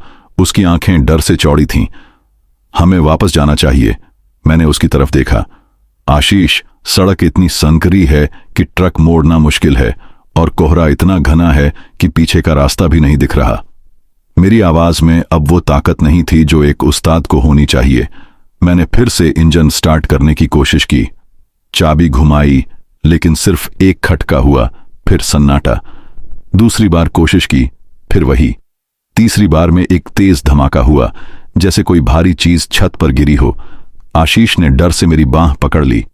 उस्ताद, ऊपर कोई है, उसने कांपते हुए कहा। मैंने खिड़की से बाहर देखा, लेकिन सिर्फ स्थिर शाखाएं थीं। कोई नहीं है, शांत रहे, मैंने सख्ती से कहा, लेकिन मेरे अपने हाथ कांप रहे थे। मैंने फिर इंजन चालू किया, और इस बार वो गड़गड़ाकर जागा। मैंने गियर डाला और ट्रक को आगे बढ़ाया, लेकिन अब हर कदम पर डर मेरे दिल में घर कर रहा था। हम कुछ किलोमीटर और चले। सड़क अब और उबड़-खाबड़ थी, और टायर कीचड़ में और गहराई तक धंस रहे थे। हवा में वो सनसनाहट अब और तेज थी, जैसे कोई हमारे पीछे चल रहा हो। आशीष बार बार खिड़की से बाहर देख रहा था। उसकी सांसें इतनी तेज थीं कि मुझे सुनाई दे रही थीं। उस्ताद, मुझे लगता है कोई हमें देख रहा है, उसने धीमे से कहा। मैंने जवाब दिया, जंगल में ऐसा लगता है। तू हनुमान चालीसा पढ़, डर भागेगा। उसने कांपते हाथों से चालीसा शुरू की, लेकिन उसकी आवाज बार बार टूट रही थी। हनुमान की जय, संकट मोचन, वो रुक रुक कर पढ़ रहा था, और मैं भी मन ही मन साथ दे रहा था। तभी ट्रक की छत पर फिर से एक खरखराहट हुई, जैसे कोई नाखूनों से खुरच रहा हो। आशीष ने चालीसा पढ़ना बंद कर दिया और मेरी तरफ देखा। उस्ताद, ये क्या था? उसने फुसफुसाया। शायद कोई शाखा छू गई, मैंने कहा, लेकिन मेरे शब्दों में यकीन नहीं था। मैंने हनुमान जी की मूर्ति को फिर छुआ और ट्रक को तेज किया, लेकिन कुछ ही पल बाद हेडलाइट्स अचानक झपकने लगीं, जैसे कोई स्विच ऑन ऑफ कर रहा हो। मैंने स्विच चेक किया, वो बंद था। यह क्या हो रहा है? आशीष ने घबराते हुए कहा। पता नहीं, मैंने जवाब दिया, लेकिन मेरे मन में अब साफ डर था। हम आगे बढ़े, लेकिन हर मोड़ पर वही साइन बोर्ड फिर से दिख रहा था। उस्ताद, हम चक्रव्यूह में फंस गए हैं, आशीष ने चिल्लाकर कहा। उसकी आंखों में आंसू चमक रहे थे। मैंने ट्रक रोका। मेरी सांसें तेज थीं। मैंने बाहर देखा, लेकिन कोहरा इतना घना था कि कुछ दिख नहीं रहा था। आशीष, शांत रह, मैंने कहा। हम सुबह तक रुकते हैं, सूरज निकलने पर रास्ता साफ दिखेगा। लेकिन मेरे शब्दों में अब कोई ताकत नहीं थी। मैंने हनुमान जी की मूर्ति को कसकर पकड़ा और आशीष से कहा, केबिन लॉक कर और कोई भी बाहर नहीं जाएगा। हम ट्रक में सिकुड़ कर बैठ गए। बाहर का सन्नाटा अब और भारी हो गया था। हवा में वो सनसनाहट अब फुसफुसाहट में बदल गई थी, जैसे कोई हमारे आसपास चक्कर काट रहा हो। तभी खिड़की पर एक हल्की सी खटखट हुई। आशीष ने डर से मेरी तरफ देखा। देख मत, मैंने सख्ती से कहा, लेकिन दूसरी खटखट और तेज थी। बाहर निकल, एक फुसफुसाहट सी आई, इतनी धीमी कि सुनाई नहीं दे रही थी, लेकिन इतनी साफ कि मेरे रोंगटे खड़े हो गए। आशीष ने कांपते हुए कहा, उस्ताद, कोई है बाहर? मैंने कहा, चुप रह, कुछ मत बोल। मैंने हनुमान जी की मूर्ति को और कसकर पकड़ा और मन ही मन प्रार्थना करने लगा। तभी ट्रक की घड़ी पर नजर पड़ी। रात के 2:17 थे, लेकिन सेकंड की सुई रुकी हुई थी। मैंने अपनी घड़ी देखी, वो भी 2:17 पर रुकी थी। मैंने घड़ी उतारकर डैशबोर्ड पर रख दी, लेकिन तभी सुई उल्टी चलने लगी। उस्ताद, ये क्या हो रहा है? आशीष ने कांपते हुए पूछा। मैंने जवाब नहीं दिया। मेरे मन में अब यकीन हो गया था कि हम किसी साधारण जगह में नहीं थे। ये जंगल, यह रास्ता, यह सन्नाटा, सब कुछ जैसे समय के बाहर था। बाहर की फुसफुसाहट अब और साफ हो रही थी। बाहर निकल, रुक जाओ। वो आवाज इतनी ठंडी थी कि मेरे शरीर में सिहरन दौड़ गई। आशीष ने अपनी आंखें बंद कर लीं और चालीसा फिर से शुरू की, लेकिन उसकी आवाज अब सिर्फ फुसफुसाहट थी। मैंने खिड़की की तरफ देखने की हिम्मत नहीं की। तभी एक और खटखट हुई और इस बार ट्रक हल्का सा हिला। उस्ताद, आशीष ने चिल्लाया। शांत रह, मैंने सख्ती से कहा, लेकिन मेरे अपने हाथ कांप रहे थे। कुछ देर बाद वो आवाजें रुक गईं। सन्नाटा फिर से लौट आया, लेकिन अब वो और डरावना था। मैंने आशीष से कहा, सुबह तक रुकते हैं, सूरज निकलने पर सब ठीक हो जाएगा। लेकिन मेरे मन में अब कोई उम्मीद नहीं थी। जंगल हमें निगल चुका था, और वो बूढ़ा, वो खरखराहट, वो फुसफुसाहट, सब कुछ जैसे हमें बता रहा था कि हम किसी चक्रव्यूह में फंस चुके हैं, जहां से निकलना नामुमकिन था। ट्रक के केबिन में सन्नाटा इतना गहरा था कि हमारी सांसों की आवाज भी सुनाई दे रही थी। आशीष सिकुड़कर अपनी सीट पर बैठा था। उसकी आंखें डर से चौड़ी थीं और उसका चेहरा पीला पड़ चुका था। मैंने हनुमान जी की मूर्ति को कसकर पकड़ा हुआ था, लेकिन मेरे मन का डर अब मेरे शरीर में सिहरन बनकर दौड़ रहा था। बाहर का कोहरा इतना घना था कि हेडलाइट्स की रोशनी कुछ फीट से ज्यादा नहीं जा रही थी। वो फुसफुसाहट, वो खटखट और छत पर खरखराहट की आवाजें अभी भी मेरे कानों में गूंज रही थीं। घड़ी 2:17 पर रुकी हुई थी और उसकी सुई उलट चल रही थी, जैसे समय भी हमारा साथ छोड़ चुका हो। उस्ताद, हम फंस गए हैं, आशीष ने कांपती आवाज में कहा। उसकी आंखों में आंसू चमक रहे थे। शांत रह आशीष, मैंने सख्ती से कहा। सुबह तक रुकते हैं, सूरज निकलने पर रास्ता साफ होगा। लेकिन मेरे शब्द खोखले थे। मेरे मन में अब कोई उम्मीद नहीं बची थी। मैंने फैसला किया कि हमें इस चक्रव्यूह से निकलने की कोशिश करनी होगी। आशीष, हर मोड़ की गिनती कर, बाएं, दाएं, बाएं, देखते हैं कहां गलती हो रही है, मैंने कहा। उसने सिर हिलाया, लेकिन उसकी उंगलियां कांप रही थीं। मैंने ट्रक स्टार्ट किया और धीरे धीरे आगे बढ़ा। हर मोड़ पर मैं गिनती रख रहा था, लेकिन हर बार वही पेड़, वही साइन बोर्ड और वही चेतावनी, गरिया घाट जंगल क्षेत्र। चेतावनी, रात में प्रवेश न करें। आशीष ने गुस्से और डर के मिश्रण में चिल्लाया, उस्ताद, यह रास्ता हमें खा रहा है, हमें इसे छोड़ना होगा। मैंने जवाब दिया, आशीष, अब पीछे मुड़ना मुश्किल है, कोशिश करते हैं, शायद कोई रास्ता मिल जाए। कुछ देर बाद एक और मोड़ पर वो बूढ़ा फिर दिखा। वही धोती कुर्ता, वही लाठी, लेकिन इस बार उसका चेहरा और गंदा था, जैसे मिट्टी और कीचड़ में लिपटा हो। उसकी आंखें फिर से बंद थीं और वो सड़क के बीच में स्थिर खड़ा था। मैंने ट्रक धीमा किया, लेकिन रुकने की हिम्मत नहीं हुई।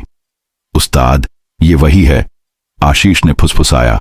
उसकी आवाज डर से भारी थी। चुप रह, मैंने सख्ती से कहा और ट्रक को उसके पास से गुजारा। उसने कोई आवाज नहीं की, बस अपनी लाठी से उसी कच्चे रास्ते की ओर इशारा किया। मैंने गैस बढ़ाई और पीछे मुड़कर देखा। वो गायब था, जैसे हवा में मिल गया हो। उस्ताद, ये इंसान नहीं है, आशीष ने कांपते हुए कहा। उसकी आंखों में आंसू थे। ये कोई भूत है जो हमें इस जंगल में फंसा रहा है। बकवास मत कर, मैंने डांटा, लेकिन मेरे मन में भी अब यही शक था। वो बूढ़ा, उसकी बंद आंखें, उसकी खामोशी, कुछ भी सामान्य नहीं था। मैंने हनुमान जी की मूर्ति को फिर छुआ और मन ही मन प्रार्थना की। लेकिन जंगल का सन्नाटा अब और भारी हो गया था। हवा में वो सनसनाहट अब फुसफुसाहट में बदल चुकी थी, जैसे कोई हमारे आसपास चक्कर काट रहा हो। मैंने फैसला किया कि हमें वापस जाने की कोशिश करनी चाहिए। आशीष, अब और आगे नहीं, हम पीछे मुड़ते हैं, मैंने कहा। उसने सिर हिलाया, लेकिन उसकी आंखें डर से भरी थीं। मैंने ट्रक को धीरे धीरे मोड़ा, लेकिन सड़क इतनी संकरी थी कि टायर कीचड़ में फंस रहे थे। कोहरा इतना घना था कि पीछे का रास्ता भी नहीं दिख रहा था। कुछ देर बाद वही साइन बोर्ड फिर से सामने आ गया। उस्ताद, हम फिर उसी जगह आ गए, आशीष ने चिल्लाया। उसकी आवाज में अब सिर्फ डर था।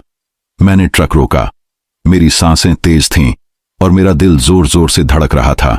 ट्रक के केबिन में सन्नाटा इतना गहरा था कि हमारी सांसों की आवाज भी सुनाई दे रही थी। आशीष सिकुड़कर अपनी सीट पर बैठा था। उसकी आंखें डर से चौड़ी थीं और उसका चेहरा पीला पड़ चुका था। मैंने हनुमान जी की मूर्ति को कसकर पकड़ा हुआ था, लेकिन मेरे मन का डर अब मेरे शरीर में सिहरन बनकर दौड़ रहा था। बाहर का कोहरा इतना घना था कि हेडलाइट्स की रोशनी कुछ फीट से ज्यादा नहीं जा रही थी।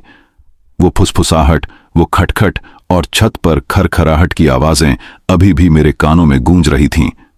घड़ी 2:17 पर रुकी हुई थी और उसकी सुई उलट चल रही थी, जैसे समय भी हमारा साथ छोड़ चुका हो। उस्ताद, हम फंस गए हैं, आशीष ने कांपती आवाज में कहा। उसकी आंखों में आंसू चमक रहे थे।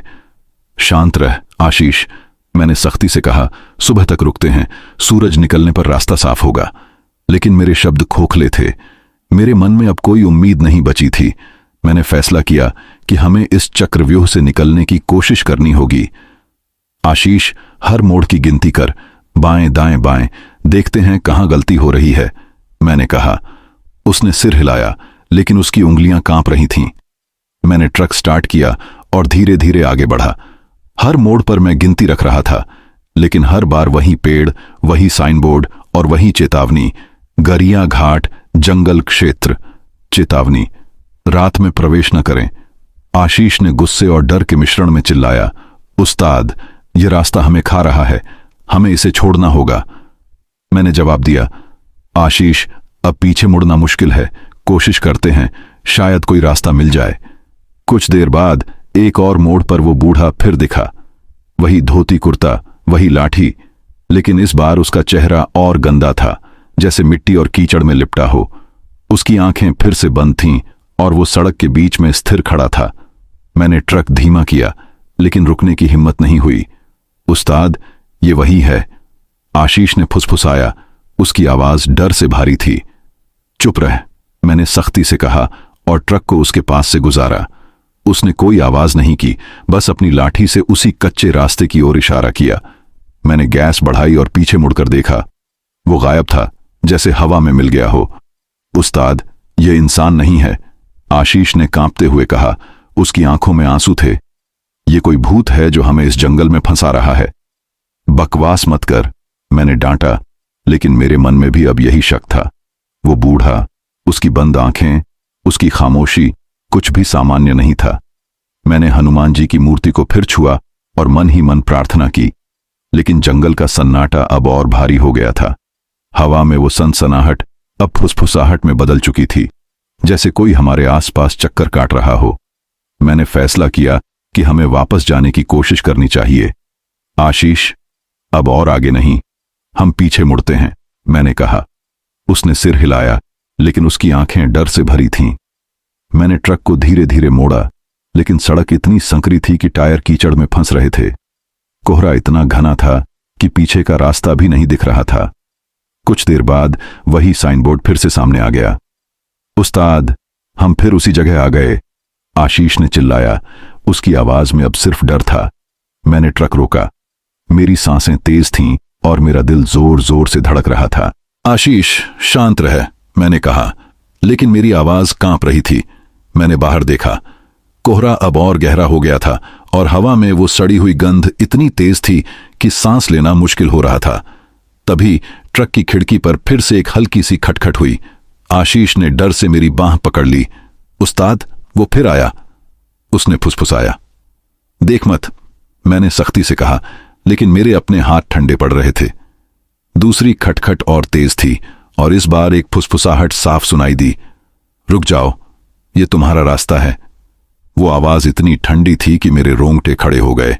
मैंने हनुमान जी की मूर्ति को कसकर पकड़ा और चिल्लाया, कोई भी बाहर नहीं जाएगा। आशीष ने अपनी आंखें बंद कर लीं और हनुमान चालीसा पढ़ने लगा, लेकिन उसकी आवाज अब सिर्फ फुसफुसाहट थी। मैंने खिड़की की तरफ देखने की हिम्मत नहीं की। तभी ट्रक हल्का सा हिला, जैसे कोई उस पर चढ़ रहा हो। उस्ताद, आशीष ने चिल्लाया। शांत रह, मैंने डांटा, लेकिन मेरे अपने दिल की धड़कन अब मेरे कानों में गूंज रही थी। कुछ देर बाद वो खटखट और फुसफुसाहट रुक गई। सन्नाटा फिर से लौट आया, लेकिन अब वो और डरावना था। मैंने आशीष से कहा, सो जा, डर से कुछ नहीं होगा, सुबह तक रुकते हैं। लेकिन न तो मैं सो सकता था और न ही आशीष। हम दोनों सिकुड़कर केबिन में बैठे रहे, हनुमान जी की मूर्ति को पकड़े हुए। बाहर का कोहरा अब और घना हो गया था और जंगल की छाया में कुछ हिल रहा था। वो बूढ़ा, वो फुसफुसाहट, वो खरखराहट, सब कुछ जैसे हमें बता रहा था कि हम किसी ऐसी जगह फंस चुके हैं जहां न समय है न रास्ता। ट्रक का केबिन अब कब्र जैसा ठंडा और खामोश था। आशीष सिकुड़कर अपनी सीट पर बैठा था। उसकी सांसें तेज और कांपती हुई थीं। मेरे हाथ हनुमान जी की मूर्ति को कसकर पकड़े थे, लेकिन डर मेरे शरीर में सांप की तरह लिपट चुका था। बाहर का कोहरा इतना घना था कि हेडलाइट्स की रोशनी उसमें डूब रही थी। वो फुसफुसाहट, वो खटखट और छत पर खरखराहट की आवाजें अब भी मेरे कानों में गूंज रही थीं। घड़ी 2:17 पर रुकी हुई थी और उसकी सुई उलट चल रही थी, जैसे समय हमसे मजाक कर रहा हो। उस्ताद, हम फंस गए हैं, आशीष ने कांपती आवाज में फुसफुसाया। उसकी आंखों में आंसू चमक रहे थे। शांत रह आशीष, मैंने सख्ती से कहा। सुबह तक रुकते हैं, सूरज निकलने पर रास्ता मिलेगा। लेकिन मेरे शब्दों में अब कोई ताकत नहीं थी। केबिन में हवा भारी थी, जैसे कोई अदृश्य बोझ हमें दबा रहा हो। बाहर का सन्नाटा इतना गहरा था कि इंजन की आवाज भी उसमें खो रही थी। हवा में वो सड़ी हुई गंध और तेज थी, जैसे कुछ मर रहा हो। तभी ट्रक की छत पर फिर से खरखराहट हुई, जैसे कोई धीरे धीरे नाखूनों से खुरच रहा हो। आशीष ने डर से मेरी बांह पकड़ ली। उस्ताद, ये क्या है? उसने फुसफुसाया। उसकी आवाज टूट रही थी। शाखा होगी, शांत रह, मैंने कहा, लेकिन मेरे अपने हाथ कांप रहे थे। मैंने हनुमान जी की मूर्ति को और कसकर पकड़ा और मन ही मन चालीसा पढ़ने लगा। अचानक हेडलाइट्स फिर से झपकने लगीं, बिना स्विच छुए। उस्ताद, लाइट! आशीष ने चिल्लाया। मैंने स्विच चेक किया, वो बंद था। ये क्या हो रहा है? उसने घबराते हुए पूछा। मैंने जवाब नहीं दिया, क्योंकि मेरे पास कोई जवाब नहीं था। तभी खिड़की पर एक और खटखट हुई, धीमी लेकिन साफ। बाहर निकल, एक फुसफुसाहट आई, इतनी ठंडी कि मेरे रोंगटे खड़े हो गए। आशीष ने अपनी आंखें बंद कर लीं और सिर झुकाकर चालीसा पढ़ने लगा, लेकिन उसकी आवाज अब सिर्फ बुदबुदाहट थी।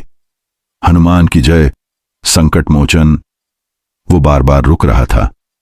मैंने खिड़की की तरफ देखने की हिम्मत नहीं की। कोई बाहर नहीं जाएगा, मैंने सख्ती से कहा, लेकिन मेरी आवाज कांप रही थी। तभी ट्रक हल्का सा हिला, जैसे कोई उस पर चढ़ रहा हो। उस्ताद, आशीष ने चिल्लाया। उसकी आंखें डर से चौड़ी थीं। शांत रह, मैंने डांटा, लेकिन मेरे दिल की धड़कन अब मेरे कानों में गूंज रही थी। मैंने डैशबोर्ड पर रखी घड़ी देखी, 2:17, और सुई फिर उलट चल रही थी। मैंने घड़ी उठाकर बाहर फेंक दी, लेकिन उसकी टिक टिक की आवाज अभी भी मेरे दिमाग में गूंज रही थी। बाहर की फुसफुसाहट अब और साफ हो रही थी। रुक जाओ, यह तुम्हारा रास्ता है। वो आवाज इतनी ठंडी थी कि मेरे शरीर में सिहरन दौड़ गई। मैंने हनुमान जी की मूर्ति को और कसकर पकड़ा और चिल्लाया, हनुमान की जय। लेकिन वो आवाज रुकी नहीं। तभी खिड़की पर एक और खटखट हुई और इस बार एक छाया खिड़की के बाहर से गुजरी। आशीष ने डर से चीख मार दी।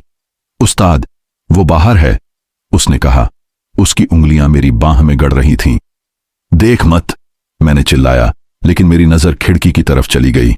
वहां कुछ नहीं था, सिर्फ कोहरा और पेड़ों की छाया। लेकिन मुझे यकीन था कि कुछ हाथ दोंग रहा था। कुछ देर बाद वो खटखट और फुसफुसाहट रुक गई। सन्नाटा फिर से लौट आया, लेकिन अब वो और डरावना था। मैंने आशीष से कहा, सो जा, डर से कुछ नहीं होगा, सुबह तक रुकते हैं। लेकिन न मैं सो सकता था न आशीष।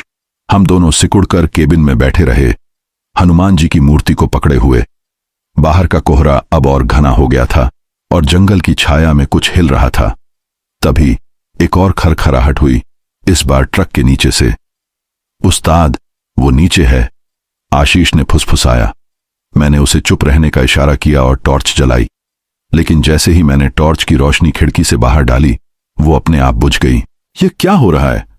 मैंने बड़बड़ाया, मेरे हाथ कांप रहे थे। मैंने टॉर्च को हिलाया, लेकिन वो चालू नहीं हुई।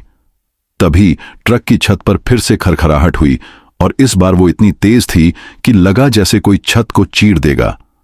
आशीष ने अपनी आंखें बंद कर लीं और जोर जोर से चालीसा पड़ने लगा। मैंने भी साथ दिया, लेकिन हमारी आवाजें जंगल के सन्नाटे में डूब रही थीं। तभी एक और फुसफुसाहट आई, यहां रुको, हमेशा के लिए। वो आवाज इतनी साफ थी कि लगा कोई हमारे कानों के पास बोल रहा हो। मैंने हनुमान जी की मूर्ति को छाती से लगाया और चिल्लाया, बजरंग बली की जय। तभी ट्रक फिर से हिला और इस बार खिड़की पर एक तेज खटखट हुई। उस्ताद, वो हमें नहीं छोड़ेगा, आशीष ने चिल्लाया। उसकी आंखों में आंसू बह रहे थे। मैंने कहा, डर मत, हनुमान जी हमारे साथ हैं। लेकिन मेरे शब्द अब सिर्फ हवा में उड़ रहे थे। कुछ देर बाद वो आवाजें फिर रुक गईं। मैंने बाहर देखा, कोहरा अभी भी घना था, लेकिन अब उसमें कुछ छायाएं सी दिख रही थीं, जैसे कोई हमारे आसपास चक्कर काट रहा हो। मैंने आशीष से कहा, बस थोड़ा और, सुबह हो जाएगी। लेकिन मेरे मन में अब यकीन हो गया था कि हम किसी साधारण जगह में नहीं थे। यह जंगल, यह रास्ता, यह सन्नाटा, सब कुछ जैसे समय और दुनिया के बाहर था। वो बूढ़ा, वो फुसफुसाहट, वो खरखराहट, सब कुछ जैसे हमें बता रहा था कि हम किसी भूतिया रात में फंस चुके हैं, जहां से निकलना नामुमकिन था। ट्रक का केबिन अब किसी कब्र की तरह ठंडा और खामोश था। आशीष सिकुड़कर अपनी सीट पर बैठा था। उसकी सांसें तेज और कांपती हुई थीं। मैं हनुमान जी की मूर्ति को कसकर पकड़े हुए था, लेकिन डर मेरे दिल में सांप की तरह लिपट चुका था। बाहर का कोहरा इतना घना था कि हेडलाइट्स की रोशनी उसमें डूब रही थी। वो फुसफुसाहट, खटखट और छत पर खरखराहट की आवाजें अभी भी मेरे कानों में गूंज रही थीं। घड़ी 2:17 पर रुकी हुई थी और उसकी सुई उलट चल रही थी, जैसे समय हमारा मजाक उड़ा रहा हो। उस्ताद, हम फंस गए हैं, आशीष ने कांपती आवाज में फुसफुसाया। उसकी आंखों में आंसू चमक रहे थे। शांत रह आशीष, मैंने सख्ती से कहा, सुबह तक रुकते हैं। लेकिन मेरे शब्द खोखले थे। जंगल का सन्नाटा हमें निगल चुका था। मैंने फैसला किया कि अब ट्रक में बैठे रहना ठीक नहीं। आशीष, हम पैदल चलते हैं, शायद कोई रास्ता मिल जाए, मैंने कहा। उसने डर से मेरी तरफ देखा। उस्ताद, बाहर वो चीज है। हमारे पास और रास्ता नहीं, मैंने सख्ती से कहा। टॉर्च, पानी, बिस्कुट और एक छड़ी ले, हनुमान जी हमारे साथ हैं। मैंने हनुमान जी की मूर्ति को जेब में डाला, टॉर्च जलाई और दरवाजा खोला। बाहर की हवा इतनी ठंडी थी कि सांसें जम सी गईं। कोहरा इतना घना था कि कुछ फीट से ज्यादा नहीं दिख रहा था। आशीष मेरे पीछे सटकर चल रहा था। उसकी सांसें तेज थीं। हमने सड़क के किनारे एक संकरी पगडंडी देखी और उस पर चलने लगे। हर कदम पर जंगल की छाया हमें घेर रही थी। पेड़ों की शाखाएं सड़क पर झुकी हुई थीं, जैसे हमें रोकना चाहती हों। हवा में वो सड़ी हुई गंध और तेज थी और कहीं से हल्की फुसफुसाहट आ रही थी। उस्ताद, मुझे लगता है कोई हमारे पीछे है, आशीष ने फुसफुसाया। पीछे मत देख, मैंने कहा, लेकिन मेरे अपने कदम भारी हो रहे थे। टॉर्च की रोशनी बार बार कमजोर पड़ रही थी, जैसे कोई उसे बुझाने की कोशिश कर रहा हो। आधा घंटा चलने के बाद हम एक खुले मैदान में पहुंचे। कोहरा यहां थोड़ा हल्का था, लेकिन माहौल और डरावना था। बीच में एक पुराना पत्थर का कुआं था, जिसके आसपास कांटेदार झाड़ियां थीं, कुछ जली हुई। कुएं के पास एक टूटा हुआ लकड़ी का गेट था, जिस पर धूल जमी थी। मैंने टॉर्च की रोशनी डाली। गेट पर लिखा था, ठहराव। उस शब्द को पढ़ते ही मेरे रोंगटे खड़े हो गए। उस्ताद, ये क्या जगह है? आशीष ने कांपते हुए पूछा। मैंने जवाब नहीं दिया, क्योंकि मेरे पास कोई जवाब नहीं था। कुएं के पास एक पुराना जंग खाया ट्रक खड़ा था। वो हमारे ट्रक जैसा था, लेकिन पूरी तरह खंडहर उसका रंग उड़ा हुआ था, शीशे टूटे हुए और टायर कीचड़ में धंसे थे। मैंने टॉर्च की रोशनी केबिन में डाली। अंदर एक जली हुई सीट थी और उस पर कुछ हड्डियां पड़ी थीं। उस्ताद, यहां कोई मर गया है, आशीष ने चिल्लाया।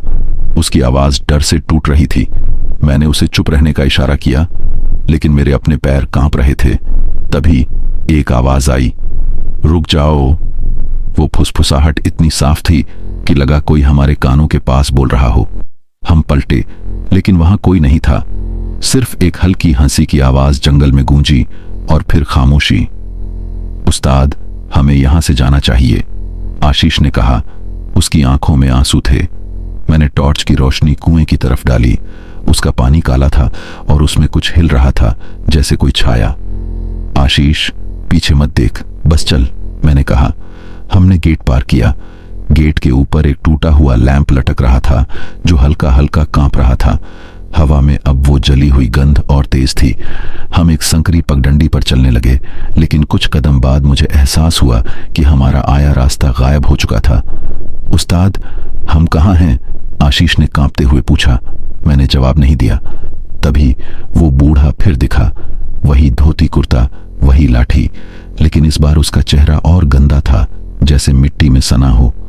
उसकी आंखें बंद थीं, लेकिन उसका मुंह हल्का सा खुला था, जैसे वो मुस्कुरा रहा हो। यह कौन सी जगह है? मैंने चिल्लाकर पूछा। मेरी आवाज डर से भारी थी। उसने धीमे से कहा, जो रास्ता बदलता है उसे मंजिल नहीं मिलती। उसकी आवाज इतनी पुरानी थी कि लगा सदियों से गूंज रही हो। उसने लाठी से घनी झाड़ियों की ओर इशारा किया। उधर जाओ, निकल जाओगे। मैंने आशीष की तरफ देखा। उसका चेहरा पीला पड़ चुका था। उस्ताद, इसकी बात मत मानो, उसने फुसफुसाया, लेकिन मेरे पास और कोई रास्ता नहीं था। आशीष, चल, मैंने कहा और झाड़ियों की ओर बढ़ा। तभी वो बूढ़ा गायब हो गया, जैसे हवा में मिल गया हो। झाड़ियां कांटेदार थीं और उनमें से गुजरना मुश्किल था, लेकिन कुछ कदम बाद एक और खुला मैदान दिखा। वहां एक और साइन बोर्ड था, जिस पर लिखा था, ठहराव की ओर। मेरे दिल की धड़कन तेज हो गई। उस्ताद, ये क्या जगह है? आशीष ने कांपते हुए पूछा। मैंने जवाब नहीं दिया, क्योंकि मेरे मन में अब यकीन हो गया था कि हम किसी साधारण जंगल में नहीं थे। हम आगे बढ़े, लेकिन हर कदम पर वो फुसफुसाहट फिर शुरू हो गई। रह जाओ, ठहर जाओ।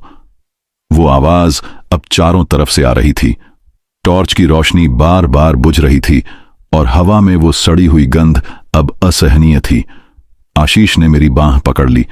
उस्ताद, हमें वापस जाना चाहिए, उसने चिल्लाया। वापस का रास्ता नहीं है, मैंने कहा, लेकिन मेरी आवाज में अब कोई ताकत नहीं थी। तभी झाड़ियों में एक सरसराहट हुई और एक छाया तेजी से गुजरी। मैंने टॉर्च की रोशनी उस तरफ डाली, लेकिन वहां कुछ नहीं था। आशीष, हनुमान चालीसा पढ़, मैंने कहा।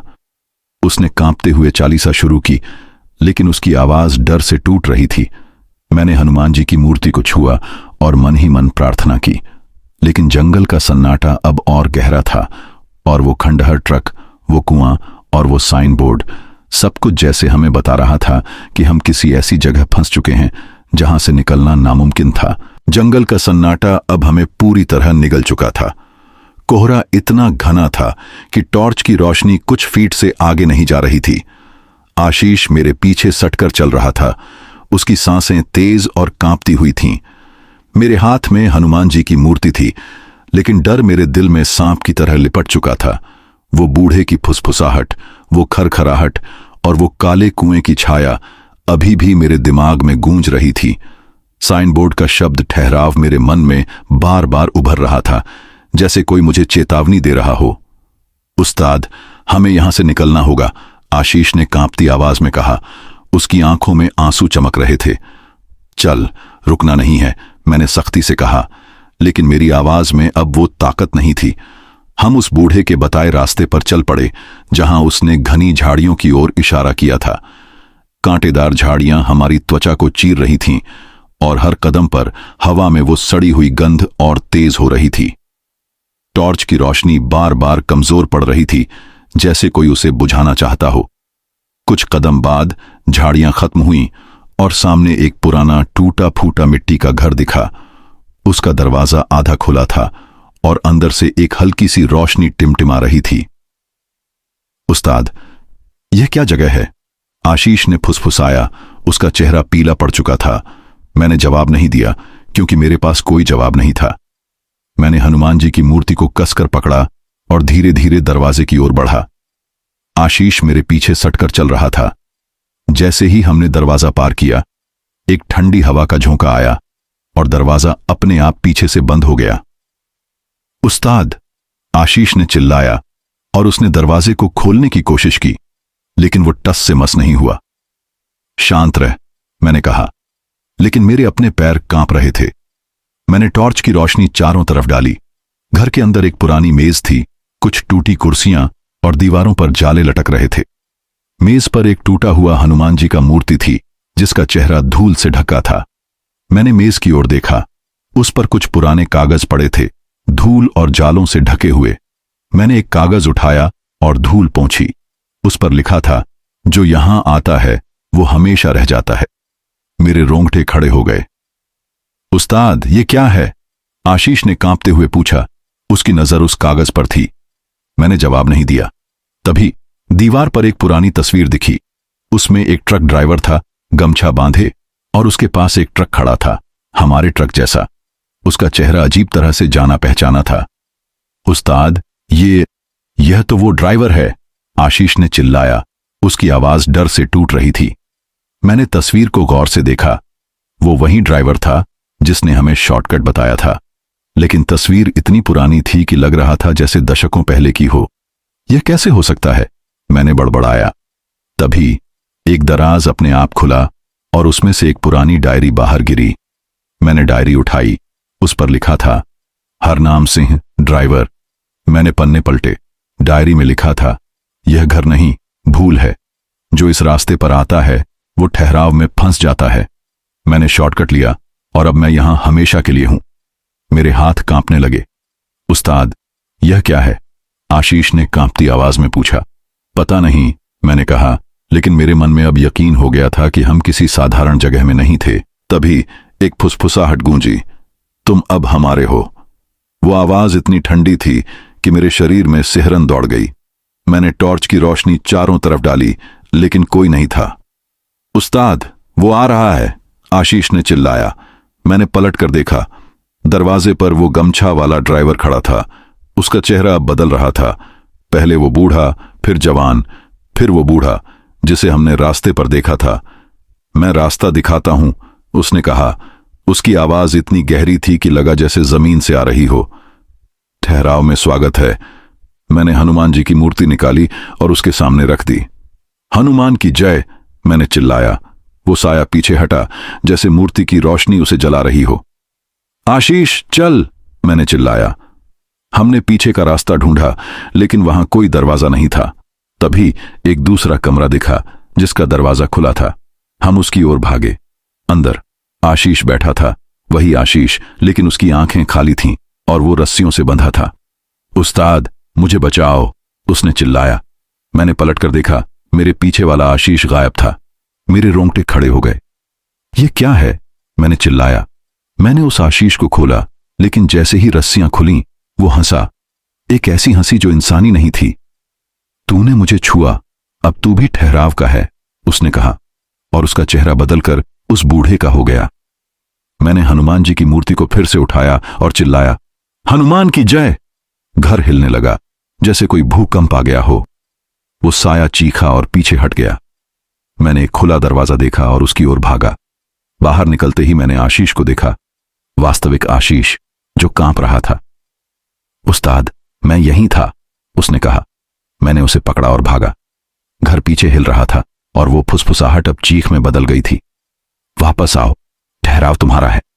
लेकिन मैंने पीछे नहीं देखा। हम जंगल की ओर भागे, हनुमान जी की मूर्ति को कसकर पकड़े हुए।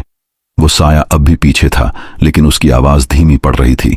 जंगल का सन्नाटा अब भी हमारे पीछे था, लेकिन वो चीखें, वो फुसफुसाहट धीरे धीरे कमजोर पड़ रही थी। मैं और आशीष हांफते हुए भाग रहे थे।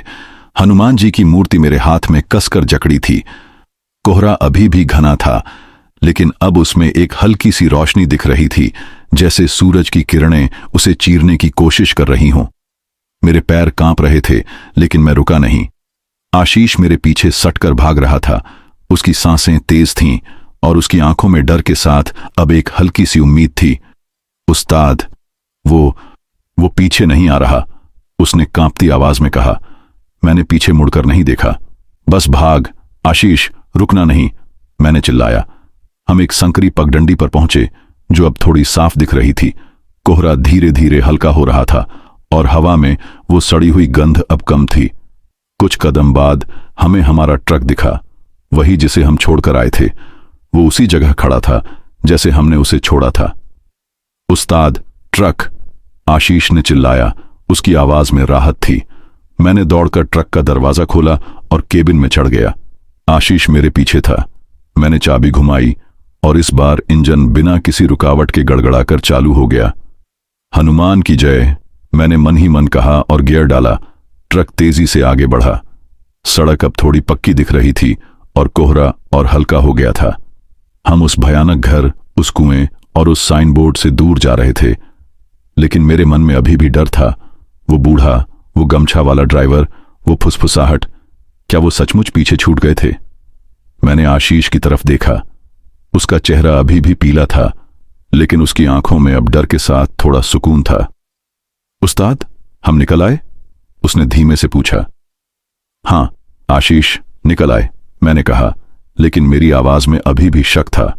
कुछ घंटों बाद सूरज की पहली किरणें कोहरे को चीरती हुई दिखीं। हम एक पक्की सड़क पर थे और दूर से कुछ गाड़ियों की आवाज सुनाई दी। हम बीजापुर की लिंक रोड पर पहुंच चुके थे। मैंने ट्रक रोका और एक गहरी सांस ली। आशीष, हम बच गए, मैंने कहा और मेरी आंखों में आंसू आ गए। आशीष ने सिर हिलाया, लेकिन वो चुप रहा। हम दोनों ने एक दूसरे की तरफ देखा और बिना कुछ बोले हम समझ गए कि हमने जो देखा वो कोई सपना नहीं था। हमने कोलकाता की कंस्ट्रक्शन साइट पर माल उतारा। वहां के लोग हमें देखकर हैरान थे, जैसे हमें वहां पहुंचने की उम्मीद नहीं थी। माल उतारने के बाद मैं और आशीष चुपचाप एक ढाबे पर बैठे।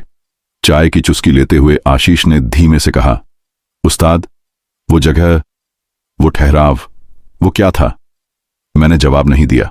मेरे मन में अभी भी वो घर, वो डायरी और वो गमछा वाला ड्राइवर था। कुछ दिन बाद हम एक छोटे से गांव में रुके। वहां एक बूढ़े ढाबे वाले से बात हुई। मैंने उससे गरिया घाट जंगल की बात छेड़ी। उसने मेरी तरफ देखा, जैसे मैंने कोई गलत सवाल पूछ लिया हो। बेटा, वो जगह शापित है, उसने धीमे से कहा। वहां छाया रास्ता है। ड्राइवर जो वहां भटकते हैं वो कभी वापस नहीं आते। लोग कहते हैं कि वहां एक पुराना ड्राइवर भटकता है जो दूसरों को अपने साथ फंसा लेता है। मैंने उससे पूछा, क्या नाम था उस ड्राइवर का? उसने कहा, हरनाम सिंह। कई साल पहले वो उस जंगल में गायब हो गया। मेरे रोंगटे खड़े हो गए। वो डायरी, वो तस्वीर, सब कुछ साफ हो गया। हमने उस ढाबे को छोड़ा और वापस रास्ते पर निकल पड़े। लेकिन जब हम अगले दिन उसी गांव से गुजरे, वो ढाबा गायब था। उसकी जगह सिर्फ राख और जली हुई लकड़ियां थीं। उस्ताद, ये क्या है? आशीष ने कांपते हुए पूछा। मैंने जवाब नहीं दिया। मैंने बस हनुमान जी की मूर्ति को छुआ और ट्रक को तेज किया। महीनों बीत गए। मैं अब भी ट्रक चलाता हूं और आशीष मेरे साथ है।